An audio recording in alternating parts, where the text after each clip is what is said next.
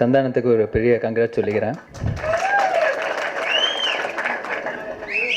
அவரோட உழைப்பு மட்டும்தான் இதுக்கு காரணம் நான் சொல்லுவேன். ஏன்னா அவர் கூட நடிக்கும்போது ஒவ்வொரு சீன் கூட ஒரு 10 வெர்ஷன் வச்சுருப்பார். இன்னைக்கு கூட அந்த ஆடியோ ஃபங்க்ஷன் கூட ஒரு 10 பேப்பரோட வந்தார். ஆடியோ ஃபங்க்ஷனுக்கே பஞ்ச் எடுத்துகிட்டு வந்திருக்கிறீ அப்படின்னு கேட்டேன். ஏன்னா 10 வருஷம் என்ன பேச போகிறேன்னு 10 பஞ்சு எழுதிட்டு வந்திருக்காரு. ஸோ பட் அவர்கிட்ட வந்து எப்பவுமே ஒரு இது இருந்தது. ஏன்னா நம்ம காமெடி பயங்கரமாக பண்ணுவோம். ஏன்னா எனக்கு வந்து அவரை ரொம்ப பிடிக்கும். ப்ளஸ் அவரோட ஆக்டிங் ரொம்ப பிடிக்கும். ரொம்ப நேச்சுரலாக இருக்கும்.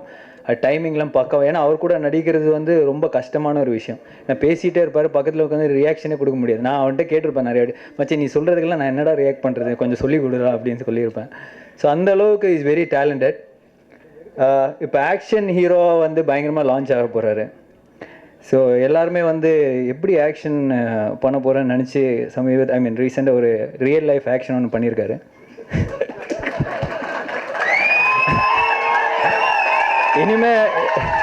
இனிமே யாருக்கும் டவுட் வேணாம், சந்தான ஆக்ஷன் பண்ணுவாரான்ற டவுட் உங்களுக்கு யாருக்கும் வேணாம்.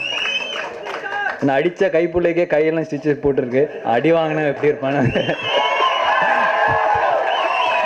ஸோ அந்த அளவுக்கு உள்வாங்கி நடிக்கிற ஒரு ஆக்டர். ஏன்னா நான் என்ன சொல்கிறேன்னா, ஒரு விஷயம் இப்போ ஆக்ஷன் ஹீரோவாக பண்ண போகிறோம், அதுக்கான ஒரு மாசான ஐட்டம்ஸு. இந்த போஸ்டர் பாருங்கள், பேர் பாடியோட அந்த ஜாக்கெட் போட்டு அந்த செம்ம ஸ்டைலாக நின்றுருக்காரு. இது பண்ணுறதுக்கே உங்கள்கிட்ட ஒரு கான்ஃபிடன்ஸ் வேணும். என்ன பண்ண சொன்னால் கூட என்னால் பண்ண முடியாது.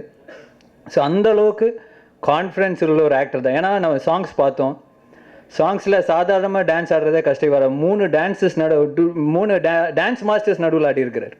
Dinesh master, Sridhar master, Noble master நடுவில் ஆடியிருக்காரு. ஸோ ஐ திங்க் எல்லாருமே சொல்கிற மாதிரி is confidence, is hard work தான் இந்த அளவுக்கு அவர் உயர்ந்திருக்காரு. I wish him all the very best.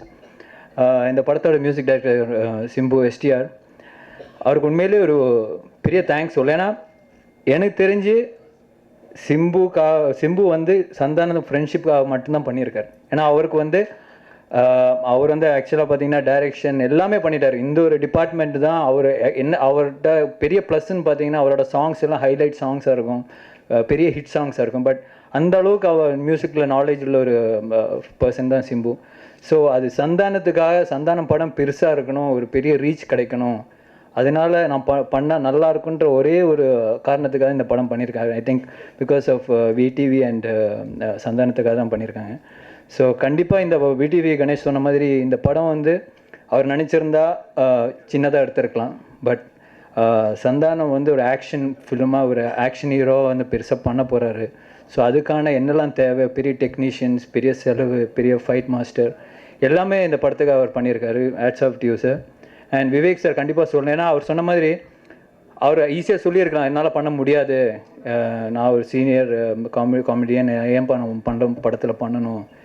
ஏன்னா இந்த படத்துக்கு அவர் எவ்வளோ பெரிய ப்ளஸ்ன்னு சந்தானன்ட்ட சொல்லியிருக்காரு. So hats off to you sir for accepting it. கண்டிப்பாக அவர் சொன்ன மாதிரி இனிமேல் நிறைய காமெடியன்ஸ் சேர்ந்து இந்த மாதிரி படங்கள் பண்ணுவாங்க, கமர்ஷியல் படம் பண்ணுவாங்கன்ற நம்பிக்கை இருக்குது. And congrats to Abhinandan, Antony, everybody. I hope and I'm sure Sakka Podu Podu Raja will be a huge success.